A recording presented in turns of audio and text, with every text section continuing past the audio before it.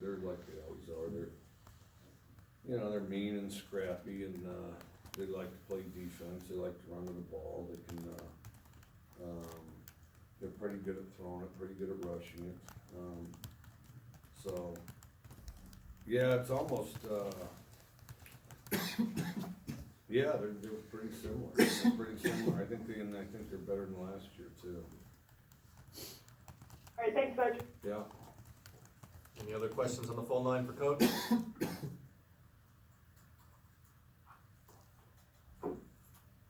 Okay, back in the room.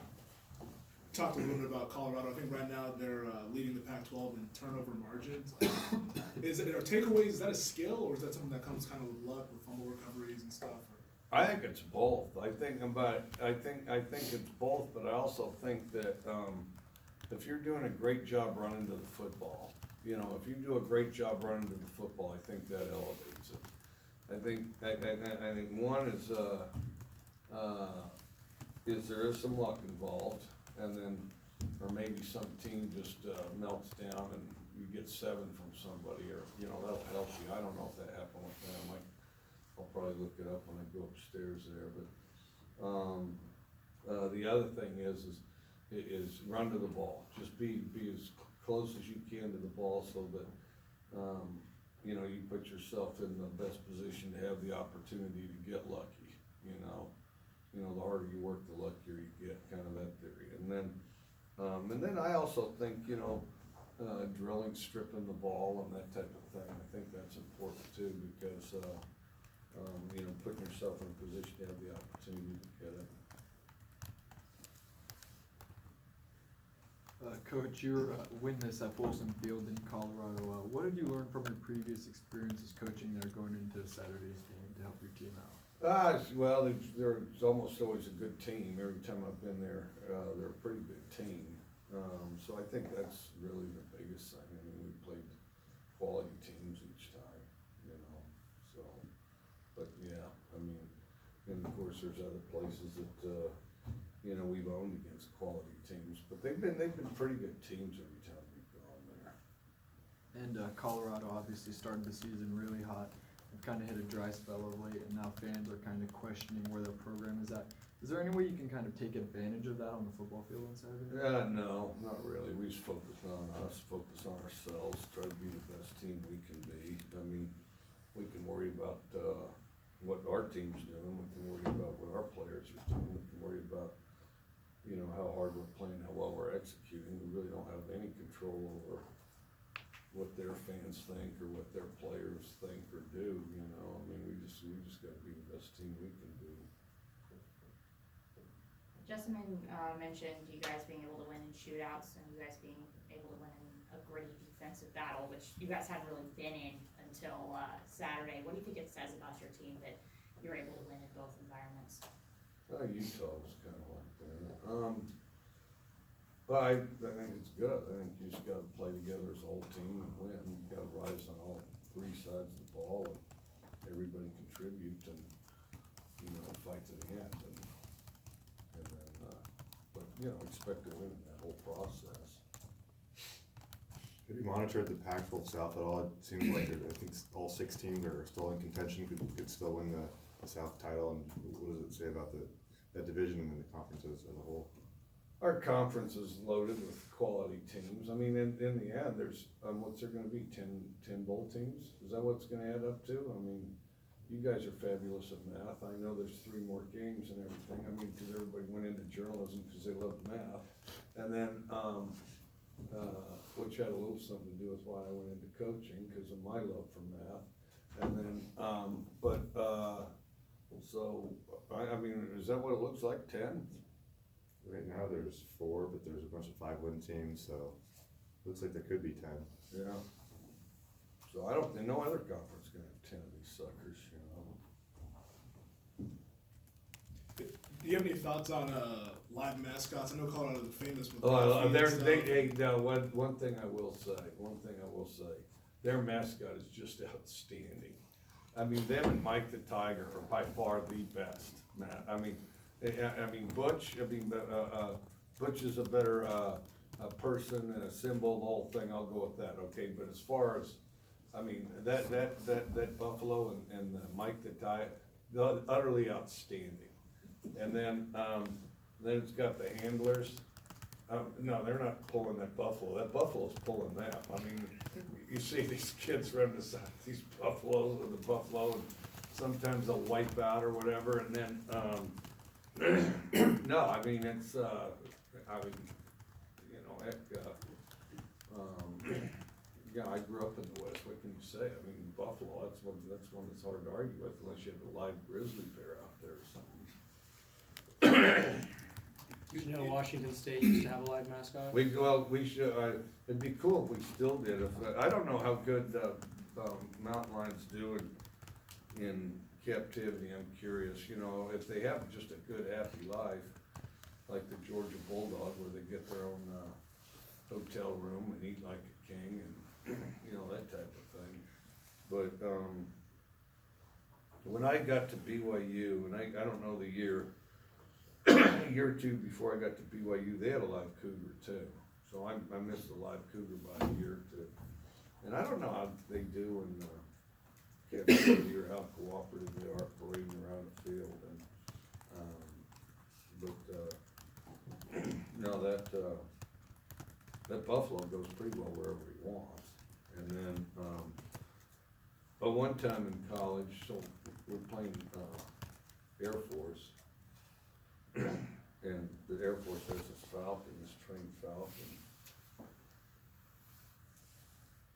And then the guy's got this whistle that's, you know, you hear him blowing this whistle like crazy. That falcon's getting higher and higher and higher.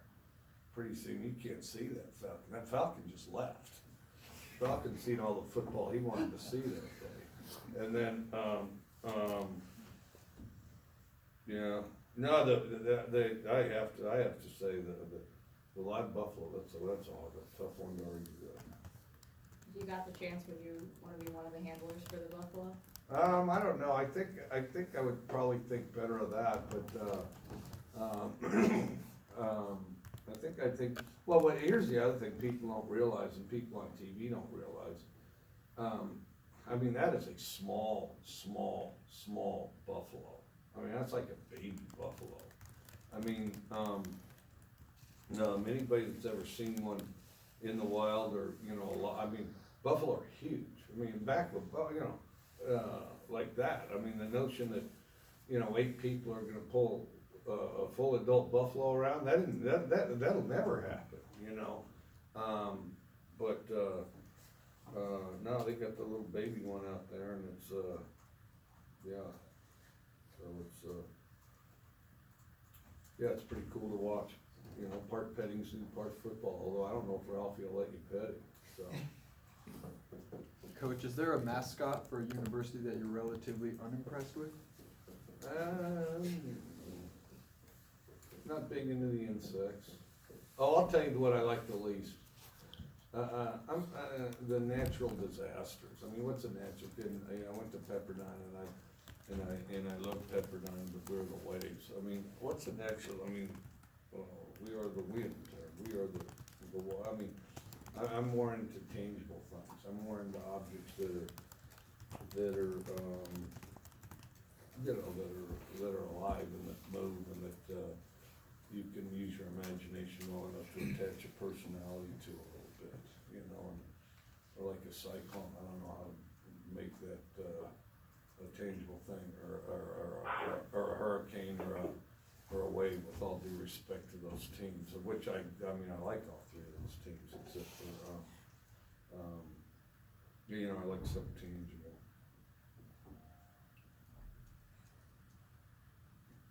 Anything else? Last chance for questions on the phone line. And please remember to mute your phones in the background so we're not getting any background noise. All right, go ahead, Femi. The fan question of the week this week is, what is your least favorite household chore? Least favorite. I don't like doing it. Let me think, least favorite household chore.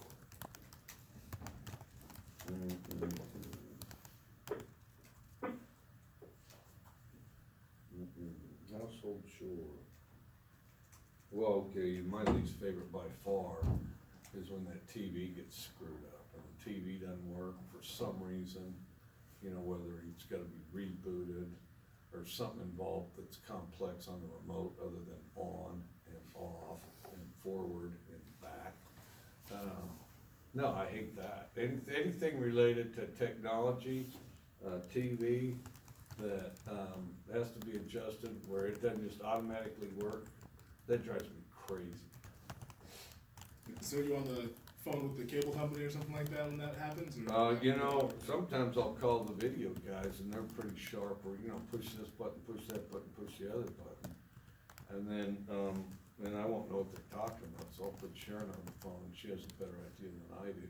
Now, if the kids are in town, they can do it some, like, my daughter's here now, so she can do a song, and then my other daughter and her husband in Oklahoma, they're experts on it anyway. And then the ones in Atlanta are pretty good at it, but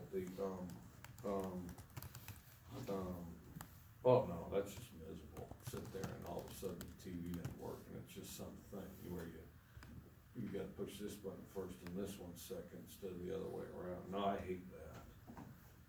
You talked about forward and rewind. Are you a big DVR guy or?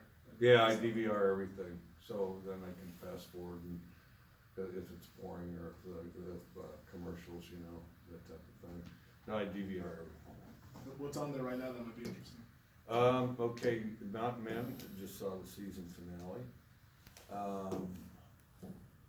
Naked and Afraid's on there. I don't know if there's any current episodes. Football Life.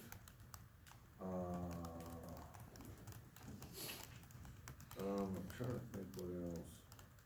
Oh, this thing on Whitey Bulger's on, this 2-hour documentary. I'm watching, which I gotta clear some of that stuff off so I can watch, I've watched about 6 episodes of the first season of Goliath, which is pretty good. Cause everything Billy Bob Thornton's in I like, so, yeah. You ever DVR the broadcast of your guys' games to watch back? No, first of all, my wife does that, I never do, my wife does that. Night Pipe's got all those, and if there's something I need to see, then I'll get them. You know, you can ask a guy, well, what about this, or what about that, and what they say on the broadcast, well, then they can bring it up. Nowadays, you can just find it and bring it up, and you can, you know, pick and choose. Last week, during this portion of the press conference, we talked about Halloween, and there was a tweet that got kind of big with you talking about Halloween, and everything in my mentions was talking about how you're a national treasure. Do you have any thoughts on people calling you a national treasure? Well, that means you're getting old, you know, national treasure, yeah. Yeah, I don't know, I don't know exactly what a national treasure is, something like, something in the town where I grew up, they have Butch Cassidy and a saloon that the Hole in the Wall gig drank at, maybe that's a national treasure, you know? They got the saloon bar sitting there, and then there's a bunch of cool Buffalo Bill stuff, so, anyway, so, yeah, maybe there'll be if I'm really lucky, maybe there'll be a sweatshirt or an old script laying around somewhere, so we'll see.